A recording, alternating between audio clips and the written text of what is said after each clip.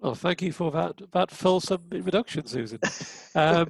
Can I just double check that everyone is seeing essentially just the slides and nothing else, as well as your lovely pictures, of course? Yes, thumbs up. Excellent. Yep. The technology works. That's such a It good does. start. Okay, so welcome everybody. So this session is entitled Using the MBTI Assessment, Does It Really Make a Difference? And for the next hour, what we're going to try and do is really examine the answer to that question. Does the MBTI assessment, does any type measure really make a difference? So we will be exploring what making a difference actually means, what the evidence is, and how you can perhaps use that in your own practice. And I believe we're recording the whole thing. Is that right, Susan? We are, yes. Excellent. So if you miss anything, hopefully you can go back and look at the recording later. As Susan said, my name is John Hackston. I'm head of thought leadership, which is a wonderful title, and one day I'll work out what the hell it means at the Myers-Briggs company. And I've been using type actually for just nearly 25 years now, so a little while. So we're obviously in quite unusual times at the moment. So this is obviously going to be an online session, but I'll still try and make that session as interactive as possible.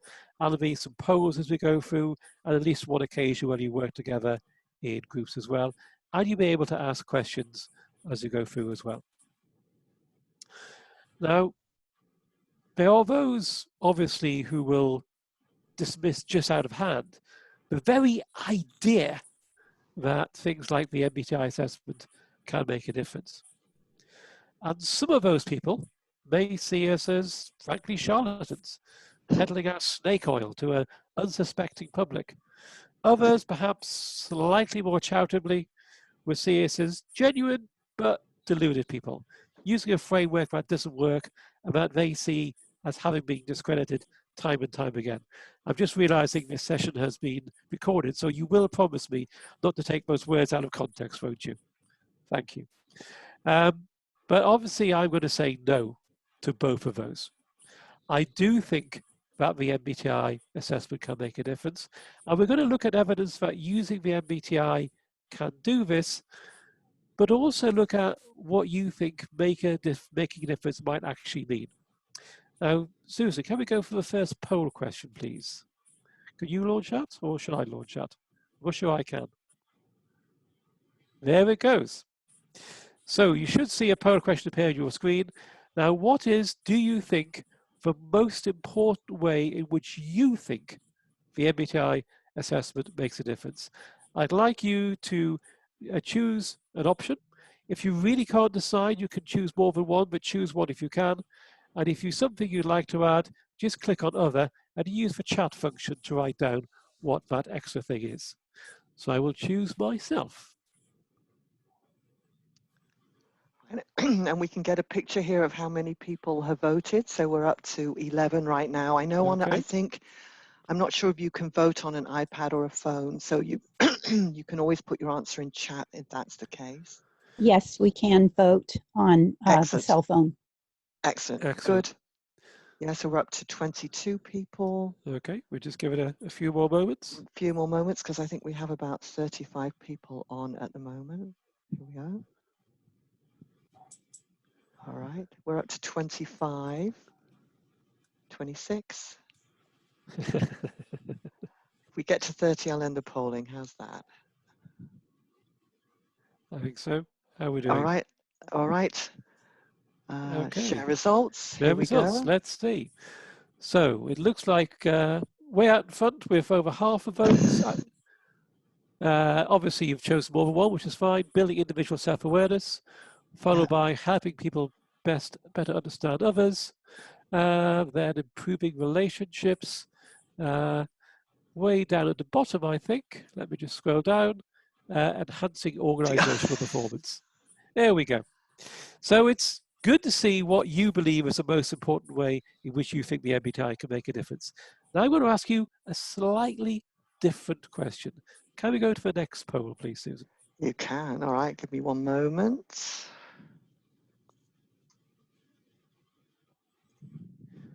And your answer to this question might depend on who you actually work with. What is the most important way in which your clients want the assessment to make a difference? So again, if you'd like to pick your top choice or choices on that one, I will give you a moment to see those answers coming in.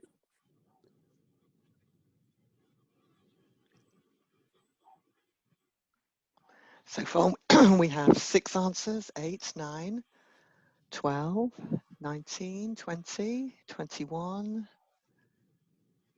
I think this is quicker because obviously people know the categories now. There we go. So up to 26, 27, 29.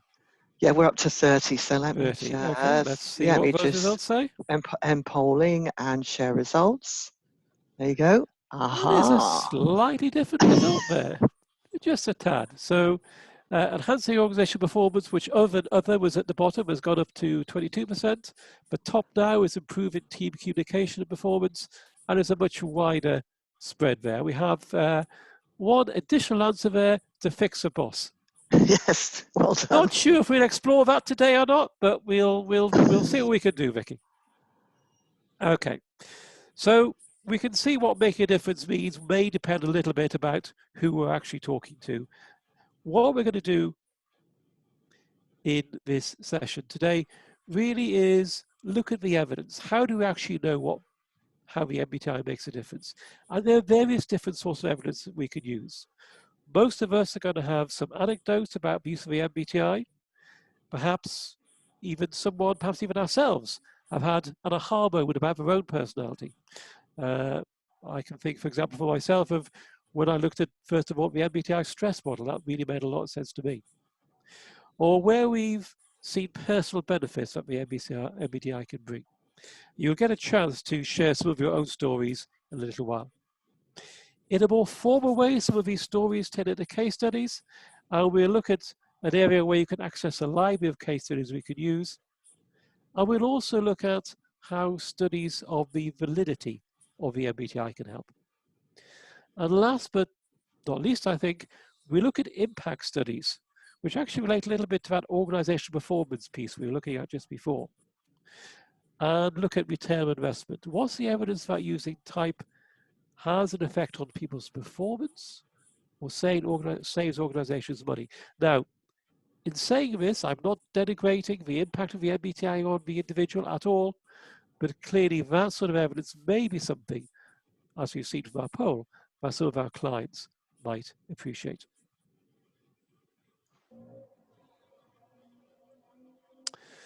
So what we're going to do now is work through different sources of evidence, starting with that idea of looking at stories. And what we're going to do in a moment is ask you, or Sue will break you out into breakout groups. And in each group, I want you to share your stories of where the MBTI assessment has made a difference. Now, you'll see from the picture on this slide that I hadn't actually bargained on this being a virtual session when I first started to put these slides together, but hopefully the breakout sessions will still work really well for this purpose.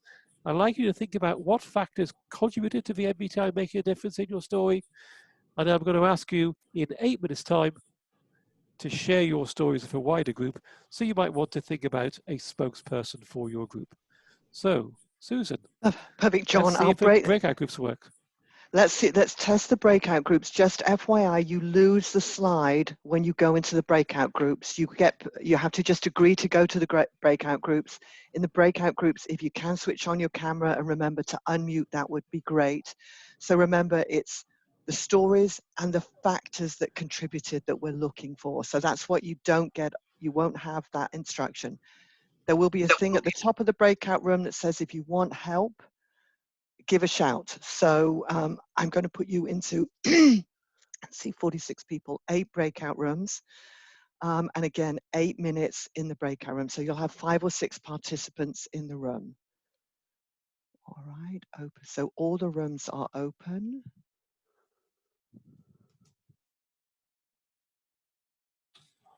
John. Excellent. Let me just get my chat window back up. Okay, so let me just ask anybody who is the spokesperson for any of the groups just to unmute themselves and then say a few words about any common themes that came out of your stories. or any particular factors you identified that really contributed to the MBTI making a difference. So, anyone like to pipe up? Catherine. I can start, John. Excellent. Fire away. We had a good mix of stories, and one person talked about, actually 2 people talked about the effects on the clients they'd had, and 2 people talked about personal effects. And the main piece seemed to be about having language to either understand why things hadn't worked very effectively for yourself, and to give your clients language to stop the sort of blaming, shaming, it's the other guy's fault sort of problems that you see. So I told the story about being asked at very short notice to give a presentation at Stanford University. Okay. And I said, so INTP, me, ENTP boss, who thought, well, getting up in front of a group of important psychologists and winging it, no big deal, because he was a peer. Here I am, not even, finished with my undergraduate degree, thinking, boy, I really need to have more time to do this. And it worked fine. But afterwards, I was able to say to him, I can do my best work, because I knew both our types, if I am able to have a little more time to plan, and also to change my mind as someone who has extroverted intuition. And the other stories shared some of that component, and it was just very interesting to hear how this language piece, being able to talk to people in a non-threatening, non-judgmental way, either about ourselves and our needs, or to say that you understood them or their needs. So the key factor there, having that really that common framework and that common language that you can share. Excellent. Thank you, Catherine. Anybody else like to talk about their group? Do you want the other Catherine with the INTP preference? Yeah, we'll have go for the other Catherine. See, the behind the scenes people always want to go first and get it over with. I'm saying nothing. So without going into all the details of people's examples, and we all had really good examples, either where it has impacted us personally or our clients. But I think a couple of the factors that we thought were reasonably common. One was type helping us get at the truth, and being given permission to be who you are. Okay. Or expressing that another way, people finding their true self and being able to live it. But we also had that aspect of, realizing perhaps where being yourself isn't always the best thing for your relationships. Okay. So, knowing how to adapt a little bit. And couples realizing that not everyone acts or does and says things in the same way. So both, as you say, being able to be yourself and the truth, but also having the knowledge to adapt to that style and know where the other person was coming from, I guess. Okay, thanks, Catherine. Another volunteer, please, from another group. It's Alan here. Hi. Alan? So at Islam, Anna, Isabel, and Jane in ours, and we talked. I think I've heard some of it already, but we talked about the power of just understanding that there is an other, and that other is okay. Is a different approach, and so there were examples where that was up until that point had been a battle. I think that was the word that was used, a battle. But then when there was an understanding that these were kind of hardwired differences, there was an ability to then kind of move on from that. And I also talked about an example where there was just no conception that that doing something different would actually have an impact above and beyond doing more of what you were already doing. This idea that doing something different could have an impact that was kind of greater. And also, we talked about in terms of type dynamics being a particularly powerful element of the tool to discuss and to kind of bring alive, particularly around what's driving us. It's a combination of things and how they interact. And then Jane made the point that again, as practitioners, we bring a lot to that. So the assessment is the kind of kicking off part of the conversation, but it's how that discussion goes that unleashes a lot of the benefits. So there's a kind of alchemy that's going on there, as well as professionalism in the tool itself. So there's some more, I would say, there's some quite clear things in there, but also some things which are perhaps a little bit more difficult to define. Some things which are a little bit more imponderable, as you said, about almost the alchemy, I think the word you used of that discussion. Great, thank you. So I think we've got time for one more group to give their view, if anyone wants to go. Hi, John. Hi. Hi, Richard. Hi there. I think one of the things we got from our group was about understanding how, having a tendency to use certain mental processes to process the world. Really, okay. That people have, it helps you give you an understanding of how people see and process the world in quite different ways. They're getting a different experience of the same reality as us. Yeah. And that's the key thing about type for me, to understand personally when I first figured out I was an INTJ type, and realizing that was 1% of the population approximately, or 1 to 2%. It made a lot of sense. I already knew that I saw the world differently from the majority of people. It actually gave me a real understanding of why that was, and therefore, why people have got different needs, because they're tuning into different aspects of reality. And in our group, we talked about family differences, how that's make a huge difference with your family members who you have no choice but to be with most of the time.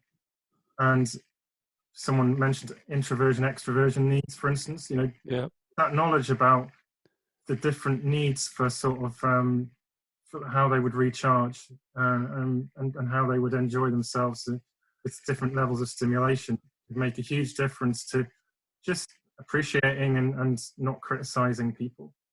Yeah, I agree. And I think across quite a few of the different of what we've heard so far from the groups, there is something about understanding yourself, understanding that you are unique, but you're not unique. You have these things in common with other people, understanding the way that people are different, and understanding that they're not doing things just to annoy you because they can. That's right. They are genuinely coming from a different place. And having that understanding and being able to use it, I think is really important. I'm aware. Oh, okay, Chris, you just got it under the wire. It's a specific question. You talk about the MBTI assessment, but we're talking about personality type generically. Yeah, this is true. And obviously, I have in case I didn't know, I work for a Myers-Briggs company, so I have a certain, Just talk about the MBTI. But yeah, a lot of things, some of the things we may talk about at different points in this session, but the next half hour, maybe a little bit more about the MBTI. But yes, very much I would agree. What you're talking about here is about the use of type in all its manifestations. And by the way, John, there was just a quick comment from Tim from Vermont. His group had stories about parenting and life partners, and that subject hadn't come up, where type advanced the benefits of those relationships as well, which I think is absolutely. I think that's a really good point, Tim. But I think also a lot of what we've heard about actually has been about relationships.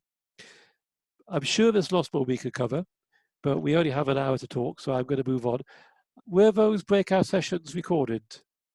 Yeah, Susan? No. They weren't. Okay. Can't recall breakout sessions, sorry.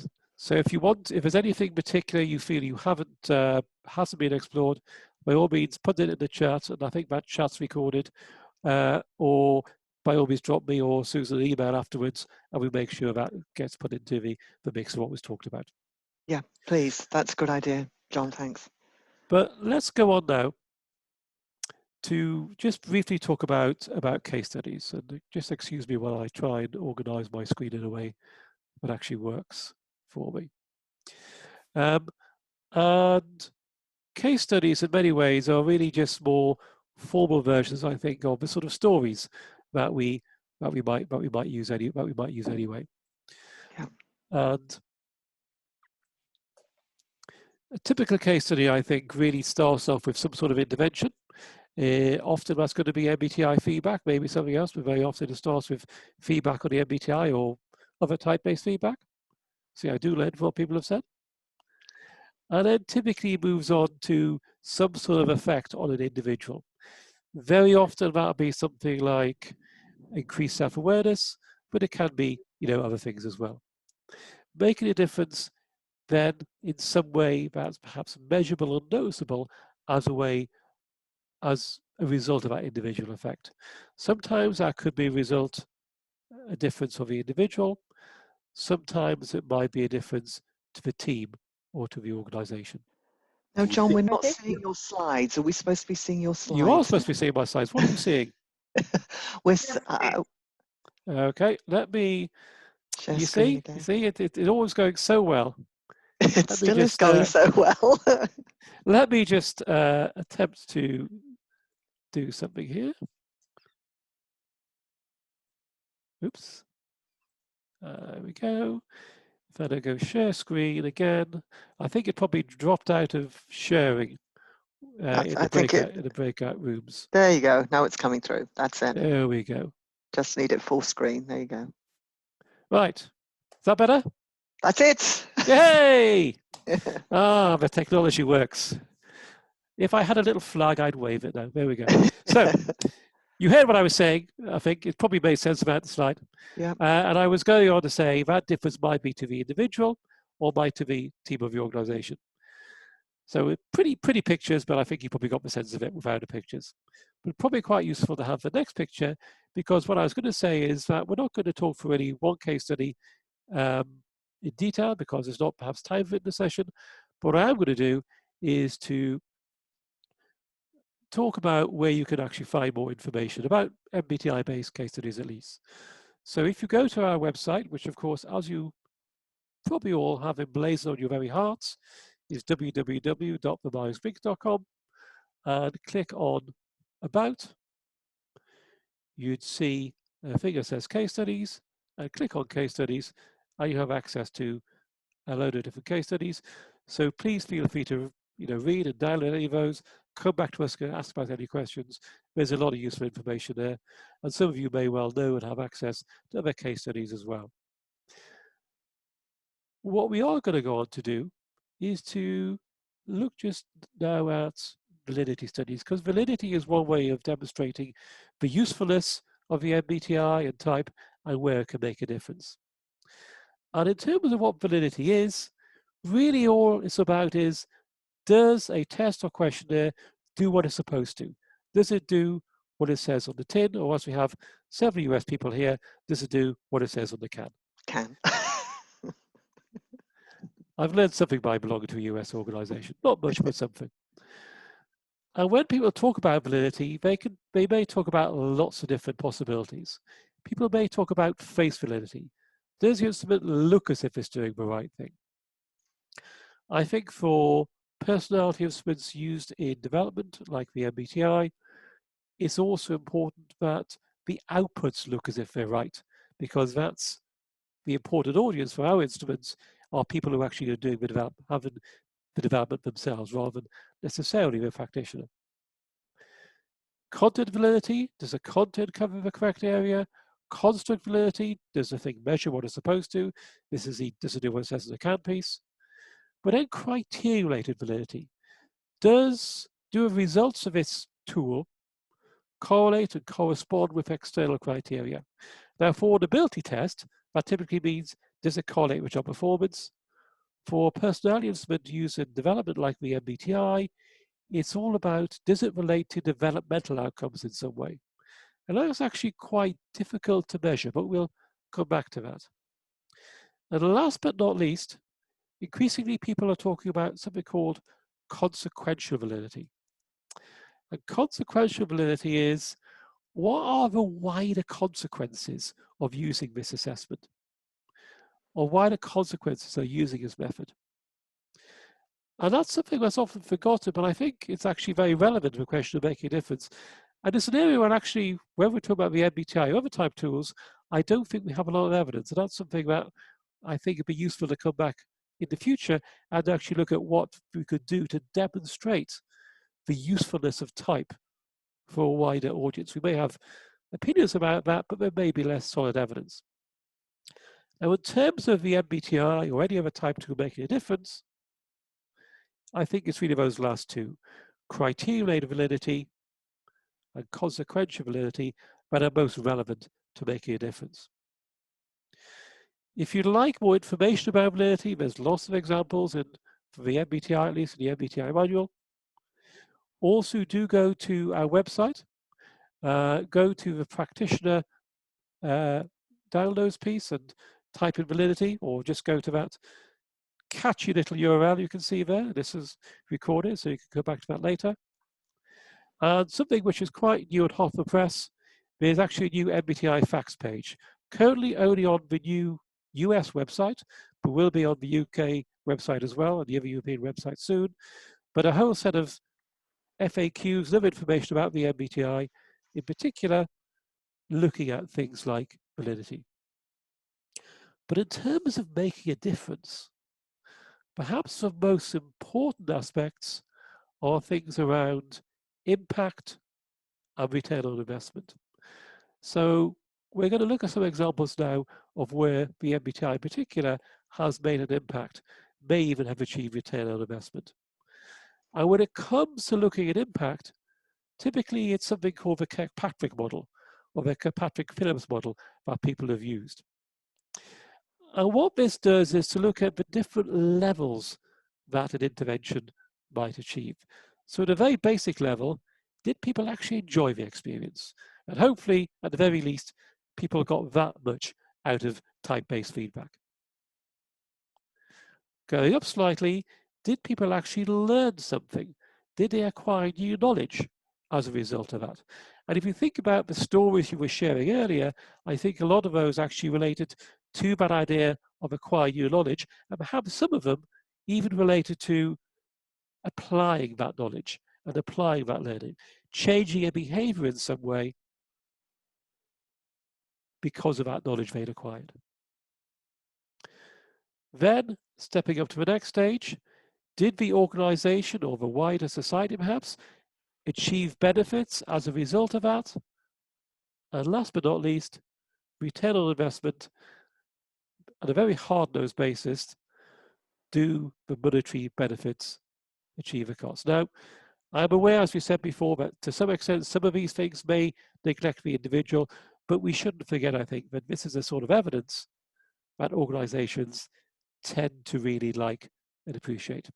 And we're going to finish off by going at a few impact studies and really see where they fit against this model. So we're going to kick off with a study which my colleague Helen Rayner did a couple of years ago. And what she did was to take 937 people who knew their type in a survey. Some of you may even have contributed to that, for which I thank you. And she asked about different aspects of self-awareness. So one of the ideas of using type tools is that they increase your self-awareness, which then will have lots of positive impact. So she asked people about what they saw as the advantages and disadvantages of self-awareness, how they might differ from other people in their level of self-awareness, where self-awareness was and wasn't useful, and what methods they used to develop self-awareness. And on the side, you can see my personal award for the most catchy URL that you will see in this presentation, which is linked to a webcast which goes through this in a lot more detail. Or you could just go to the Myers-Briggs Company website and look for webcasts. I think that perhaps two of the findings of this study are particularly relevant for the idea of the MBTI making a difference. First of all, the respondents to the survey felt that completing personality questionnaires was amongst the three most useful and effective methods that they had to increase their self-awareness, along with things like coaching and with feedback from peers. Interestingly, feedback from managers wasn't rated so highly, which might relate to Vicky's comment earlier, I don't know. And also found that these benefits of increased self-awareness had lots of positive benefits for them as individuals as well. Secondly, we specifically asked them what had changed since they completed the MBTI. And what they found was that 85% of them, most of them, said they had capitalized on their strengths more as a result of completing the MBTI. 67%, 2/3, felt more confident in contribution at work. 64% felt more confident as a leader. and 61% felt that they made better decisions. So in terms of those Kirkpatrick levels, I think this study has definitely reached the reaction level, probably the learning level, and possibly behavior level as well. Here's a second study that we looked at we did just last year. My colleague Nikita, pardon me, carried this out. And what she did was to take a group of people and gave them a survey before, just after, and 6 weeks after they had had MBTI feedback. And this was a mix of people, some of whom were taking part in some of our consultancy programs, and some of whom were actually undergoing training to use the MBTI. And she asked them a number of questions, such as what was their experience, what were the outcomes, and were there any differences in their levels of self-awareness after they'd taken the MBTI and had feedback, and 6 weeks later. So let's look at some of those results. We asked people, to what extent did you achieve your purpose on this sort of scale from I didn't achieve what I hoped to, through to I achieved everything I hoped to and more. And the good news is, almost everybody, 98%, achieved what they hoped to. Over half achieved what they hoped to and more.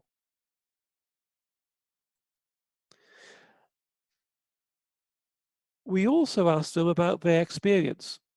And the vast majority said they would recommend this experience to others, that the session was enjoyable. The two things which were slightly less positive, still on the agree side, but not quite as positive, were I'm likely to change the way I do things, and I will have concrete actions that I will take away. And this perhaps isn't the best news to the idea of, does using tools like the MBTI make a difference? But remember that some of these people were on our training courses. They didn't necessarily have a clear purpose in completing the questionnaire. And one of the things we did was to separate them into people who said they had a clear purpose and people who said they didn't. And we found a clear and statistically significant difference there. If you have a clear purpose in taking the MBTI and having feedback, then you're much more likely to agree to items like, I will likely to change the way I do things, and I will have concrete actions I will take away. Probably not a surprise to us. For people like me who like the numbers, good to see it down there in black and white, or in terms of the slides, in like a fuchsia and lime, or whatever colours I've got on there.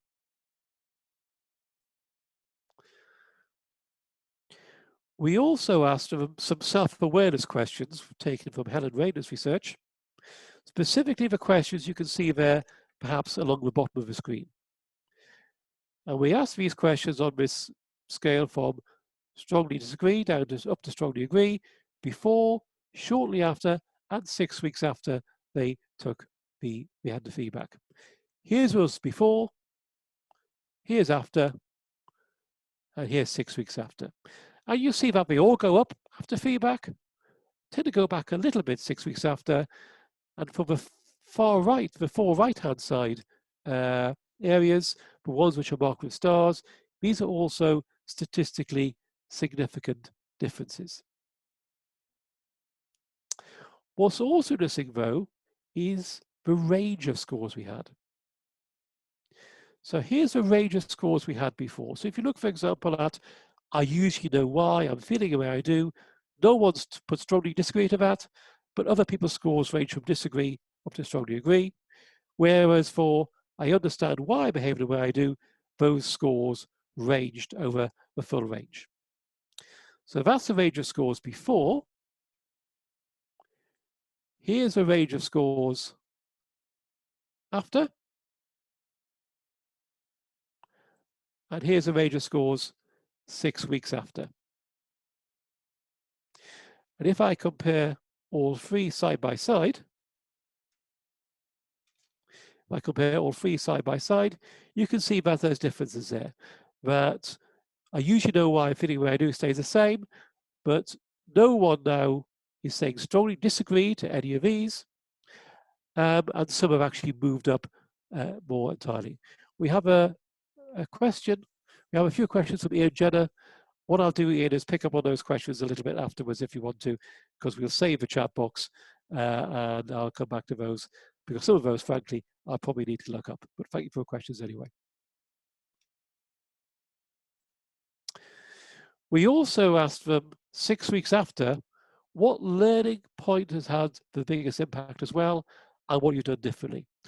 And thematic analysis showed those responses fitted really into 2 themes: interacting with others and self-development. In interacting with others, participants felt that they understood and appreciated others more, worked better with colleagues, and you can see a couple of examples there on your slides. By the way, if you're wondering why I'm doing this all the time, it's because on my screen, my slides are to that side. If you look at this and the slides are this side, I apologize if I'm confusing you. Self-development, things like I learned to evaluate my behavior in different circumstances, which gives me more insight into who I am. Really about adapting their behavior to people. So the big question is, did the MBTI make a difference here? Well, perhaps not surprisingly, I would say yes. Self-awareness was higher than before. The experience of MBTI feedback was generally positive. And concrete actions of behavior change did seem to take place, in particular, where there was a clear purpose to the feedback. But the question is, of course, where does that fit on the Kirkpatrick schema? And I'd like to know what you think. So, Susan, would you like to pull up that poll, which I think is now poll number 4, because we missed out poll number 3. So that poll should appear on your screens in a moment, hopefully. There it goes.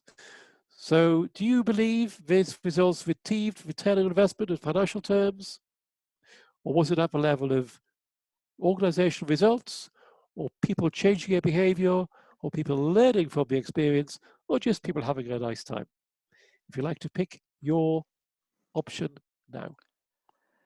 So we've got people coming in, taking a bit more thought. I think this was an interesting one. So we've got actually 45 people on, 31% have voted so far. So we need to get a few more than that, I think. That's either a very quick working out of percentage, Susan, or the percentages are there for you. The percentages are there for me. It was very impressive. Yes. You could have lied there. I could have lied, but anyone who knows Zoom will think, well, she just lied. And it tracks actually how many people can actually vote, which is interesting too. So yes, there's 19 voted now. Okay, we'll give it another minute or so. Another few seconds, I think so, yeah. So we've got 20, 21, 22. And this is anonymous, by the way, so we don't go back and say, oh, you got it wrong or you got it right. It's all the polls are marked anonymous. And I wouldn't say there is a right or wrong answer to this. I have my own opinion, but yes, I'm really interested in what you think.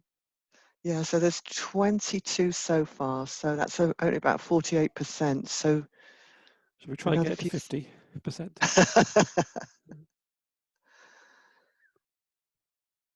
22, 23. Oh, tension. Yes, I know. Shall we go for it? Let's go. Empire, now do let me know. Now, Angelina said share results. You are sharing, you're seeing the Kirkpatrick results, are you? I'm not seeing results at the moment. Yeah, so that's really, so I'm not sure why this is happening. So on the share results, it's on my screen. I wonder if you're supposed to be able to see this. Anyway, let me tell you what the scores are. Okay. So the return on investment was 18%. Results was 8%. Okay. The one that took it home was behavior with 53%. Okay. And learning with 23%. Okay. And reaction, none. No votes for that one. Yeah. I don't know why it's not coming up. So the majority went with behavior. I think that's probably where I put it. It is self-report, so there's a little bit of a caveat there. But it is, oh, the results have now appeared. They did. They've Yay! suddenly appeared. There we go. But it was good to hear your dulcet tones repeating them anyway. So Yes, there we are. And we've got it verbally and visually. So. And behaviour as well, I put it. I'm glad no one put reaction because I think there's definitely more of this experience there. I think you could argue learning results. I would like to think was return investment, but I don't think there's any in the way that's normally encapsulated if there wasn't any financial information in there. But yeah, I would go for behaviour. Great, thank you for that. Okay, let's round off by just looking at it. These are a couple of studies that we did recently. Let's just round off by looking at a couple of other ones, which look at things in a slightly different context. So this is a study which, if you want to, you could look at in the Journal of Psychological Type. It's all about student grades, and it's looking at teachers who did or did not get training in using the MBTI, essentially to work better with their students. So what happened in this study was that they looked at the average grades of classes for different teachers the year before some teachers did the training, and then they looked at the grades in the year that the teachers had done the training. So this isn't about the teachers' results, it's about the results of their classes. What they found in this study was that if you look at results for the untrained teachers, their results of their classes rather actually got worse the next year by about 22% of the standard deviation. A Cohen's D, for those who like that sort of thing, of 0.22. Results for the teachers who had been trainees for the MBTI got better. The Cohen's D of 0.16. So I think that this probably reaches the results level very definitely, because we're seeing very concrete results, differences between teachers who were training MBTI in their classes. And if this was a study in an organization, you could probably got some financial ROI information out as well.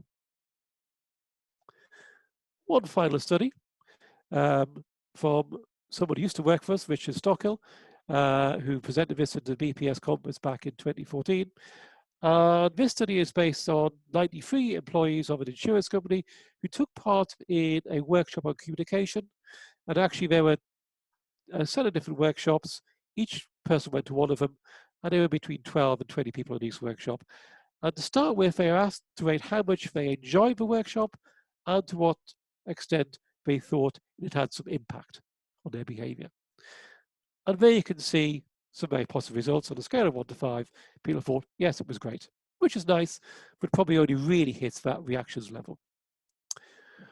But what they were also asked to do was to rate themselves on a set of behavioral competencies that you can see from their influence, communication, client focus, and teamwork, both before and 4 to 5 weeks after the workshop. And you can see in every case, the results had gone better, and that was a statistically significant increase. So this isn't people rating themselves on how much they enjoy the MBTI or the MBTI directly. This is them rating themselves on their competencies. Interestingly, and this may reflect the way we tend to train people and how workshops work differentially for different people, the increase in competence was much higher for extroverts, for people with preference for extroversion, than it was for people with preference for introversion. Now, of course, this is self-report data, but we also had managers' ratings of these people just afterwards. And for everything except influence, there was a very high correlation between managers' rating and also the ratings of the people. So I think, for me, this probably hits the Kirkpatrick behavior level at the least. So what we've done then is to see, pardon me, my screen is acting up, that's better. What we've done then is look at different types of approaches, or different types of evidence, looking at the idea that type and the MBTI makes a difference. But of course, that evidence isn't of any use if we are prepared to use it. So I'd like you to take a moment to consider three things. What of the things we've talked about, what sort of evidence are you most comfortable using? Then think about the people and groups perhaps you need to convince that type makes a difference. And think about what sort of evidence they would be most comfortable listening to. And to get your views, we have one final poll. So Susan, if you'd like to put that up. This poll has 2 questions. So answer the first and then go on to the second. Evidence used, right? Yes, it's the final poll. Yeah, it's got moved around for some reason, so that's always interesting. All right. So this poll has 2 questions. The other ones have just had 1. So this has 2 questions. So you have to pick one from the first and one from the second.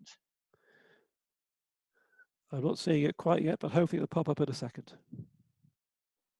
It says they're now viewing questions. Richard, do you want to double check me and can you click something on the poll? I don't know if now you've got the poll. Bless. Are you seeing it now?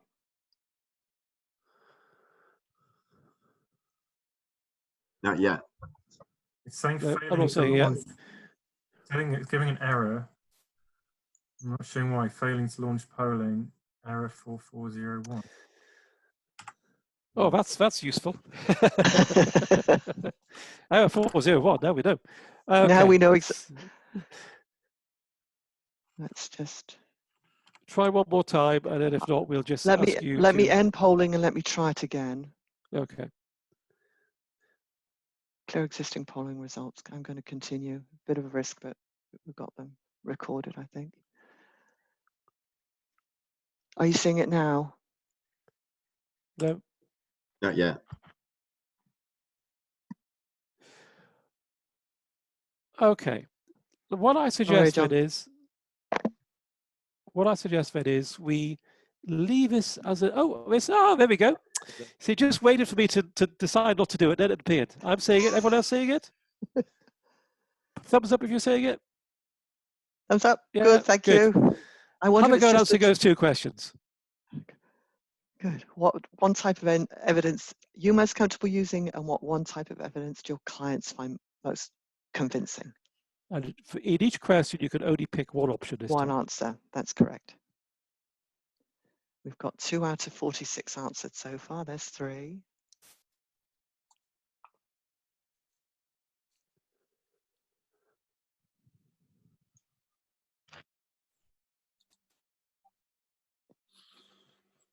Now these questions Paula is saying are really helpful. This is a great series of questions. Here we are. So we're up to, let's see, 27 people so far. So that's really good. Let's give it a couple more minutes. I think this is a really great contrasting question here. I hope I don't have to verbally report these, because that will take about the next 15 minutes. Wow, we're up to 31. Good. 33. Ooh, we should get some good data out of this. All right, shall we share? Let's share. Let's see what we've got. Fingers crossed. End polling. Yeah, there's just a slight time delay. Share results. Excellent. Here we go. You seeing them? Seeing them. So, in terms of what type of evidence are you most comfortable using? Very much my stories and anecdotes is top, followed by case studies, then adaptive stories, then evidence-related studies, and then impact studies. And my stories and anecdotes is also heading what your clients find most convincing. I can see there's a conversation in the chat box, which is reflecting some of that, some of those numeric results that are in terms of your own views. But case studies are actually about the same, but certainly evidence of impact and ROI studies. And I think as reflected really in those comments that are in the chat box, it probably depends on the client and the circumstance. So if you're dealing with people there and then certainly those stories and anecdotes are going to be really, really powerful. But if you're selling in the use of time to an organization, it may be some of those other things that are also quite important. Any questions about those questions? So that was a slightly meta question for or comments. Friday. Or comments. Certainly in the chat box, we're very much talking about being in a moment, the light bulb, the things in the room. And I think absolutely that's going to be the case. But it will depend on, well, I think, yeah, Ian has just put up a statement, which I think is very opposite. Yeah, there's a difference really between buyers and users. So Yes. people buy your services may not be the people who are actually going to use those end results. Yeah. So, according to my clock, I'm 3 minutes over, but I started 5 minutes over. You did. So I've still got 2 minutes. I've still got 2 minutes. Excellent. So let me just finish off then by talking about the fact that there is, of course, one place which we haven't talked about, where the MBTI may be able to make a difference, or where logic type may be able to make a difference, which is in the current crisis. And there hasn't really been time to pick up on this in this discussion today, but if you have a moment, do visit our website. I know I keep saying that. When you go there, you'll see there is this developing your virtual workforce poster, I guess. Click on that. If it's not there, just wait a second. It's on a carousel. It'll come back around again.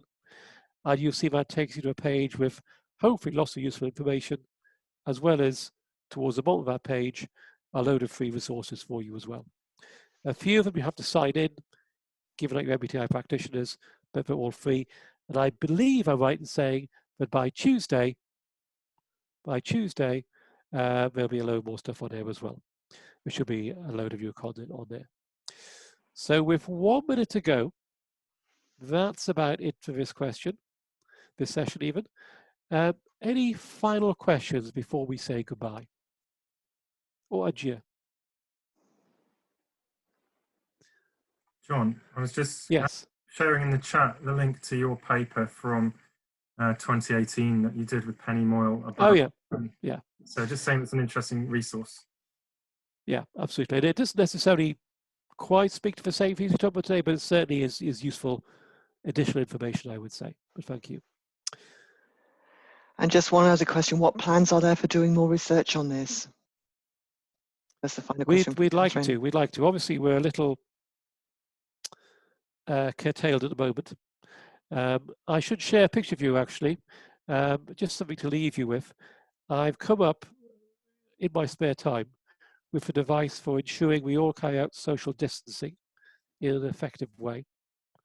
I've only got the prototype so far, but if you know the dragons in a dragon's den, by all means share it with them and we'll see if we can actually make something of it. It's slightly less than a meter at the moment, and I think the government guidelines have just gone out to something like 4 meters apart, which will be a little cumbersome, but feel free to contact me if you'd like to know more about that one. I think in terms of research, we've been quite focused, I think, on sort of end user research and things that help to make the MBTI make a difference. I think as I put this together, what it struck me be really useful to do for me is something about that consequential validity. Yes. Yeah. It's not necessarily the thing that's immediately going to make the lives of this company anybody. It's not necessarily the thing which is immediately there for you as practitioners to wave in front of people. But I think as a useful background piece, I think that for me is something that would be really good to look at trying to do over the next, not weeks, but hopefully months and years. Well, thank you so much, John. What a great kickoff to our virtual conference. Fabulous content.